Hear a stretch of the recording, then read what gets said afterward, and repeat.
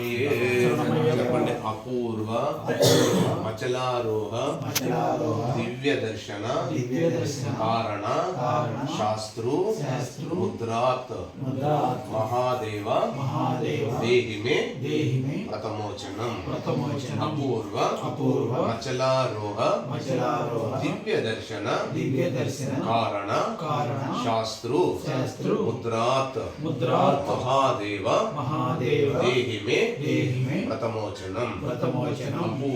అపూర్వ మచలారోహ దివ్య దర్శన కారణ శాస్త్రు ముద్రాత్ మహాదేవ దేహిమే వ్రతమోచనం.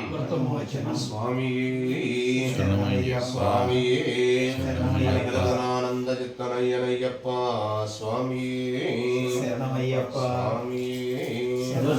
స్వామి స్వామి ఆనంద చిత్తనయ్యనయ్యప్ప స్వామి స్వామి స్వామి ఆనంద చిత్తనయ్యనయ్యప్ప స్వామి.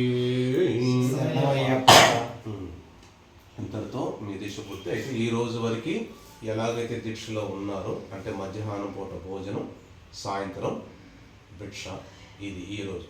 రేపటి నుంచి మీ ఇష్టం. ఇంకోటి ఏంటంటే ఆదివారం పూట మాంసాహారం అనేది మానేయండి. ఎందుకంటే ఆదివారం పూట మాంసాహారం తీసుకోకూడదు. ఎందుకు తీసుకోకూడదు అంటే వాస్తవంగా మన పూర్వులు అంతకుముందు ప్రతి ఆదివారం ప్రతి ఇంట్లో కూడా సూర్యనారాయణ వ్రతం చేసేవాళ్ళు. ఈ సూర్యనారాయణ వ్రతం చేయడం అంటే మనిషి కనపడడానికి సన్నగా ఉన్న మనోబలం అనేది భయంకరంగా ఉండేది. అయితే ఏంటంటే గతంలో మనకి ఆదివారం సెలవు లేదు, ఒక అమావాస్య రోజు సెలవు. అమావాస్య రోజు ఏ షాపు కానీ ఏ వ్యాపారం కానీ ఏ పని కూడా చేసేవాళ్ళు కాదు. అయితే తెల్లవాళ్ళేమో 5 కోట్లు, మన వాళ్ళేమో 25 కోట్లు. వీళ్ళని ఏ విధంగా జయించాలి, మనం జయించలేకపోతున్నాము ఎలాగని చూసినప్పుడు ఆ మెకాల్ అనేవాడు ఏం చేశారంటే వీళ్ళు ఈ విధంగా ఆదివారం అనేది ఏమి తీసుకుంటే ఆదివారం మాంసాహారం తినకూడదు, మద్యం సేవించకూడదు, క్రాఫ్ట్ చేయించకూడదు, తలకు నూనె పెట్టకూడదు, సంసార జీవితం కూడా చేయకూడదు. అంత పవిత్రమైనటువంటి ఆదివారం అంటే మనకు ఆరోగ్యాన్ని ఇచ్చేటువంటి ప్రదాత అయినటువంటి సూర్యుడి యొక్క రోజు ఆదివారం, రవివారం. అందుకని ఆ రోజు ఎంతో పవిత్రమైన వీళ్ళని ఎట్టా దెబ్బ కొట్టాలని చెప్పేసి ఆయన ఏం చేశారంటే ఈ అమావాస్య రోజు సెలవు తీసేసి ఆదివారం సెలవు పెట్టి ఆదివారం పూట మాంసం తినొచ్చు, మందు తాగొచ్చు, అన్నీ చేయొచ్చు అని చెప్పేసి అనవాలి. ఎప్పుడైతే మన వాళ్ళు అవి స్టార్ట్ చేశారో వెంటనే 5 కోట్ల జనాభా 25 కోట్ల 20 కోట్ల జనాభాని బానిసలుగా మార్చుకున్నారన్నమాట. అంటే అంత పవిత్రం అంటే ఈ యొక్క ఆదివారం అనేది. ఇంకోటి ఏంటంటే ఈ బ్రాయిలరు అది తినొద్దు పిల్లలు కాబట్టి, ఎందుకంటే అది 40 రోజుల పిల్ల. దానికి ఇంజక్షన్ చేసి ఇంత వాస్తవంగా ఈ రోజున మన భారతదేశంలో క్యాన్సర్ ఈ విధంగా అభివృద్ధి చెందడానికే కానీ మీరు చూస్తాను చిన్న పిల్లల పుష్పావతులు అవుతున్నారు. కేవలం ఆ బ్రాయిలర్ కోడి యొక్క మాంసం తినడం వల్లే దాని యొక్క ప్రభావం. అంటే అది దానికి ఇంజక్షన్ చేస్తారు, దాన్ని మనం తీసుకుంటున్నాం, రోగాలేమో మనకు వస్తుంది. అందుకని చెప్పేసి అది తినొద్దు.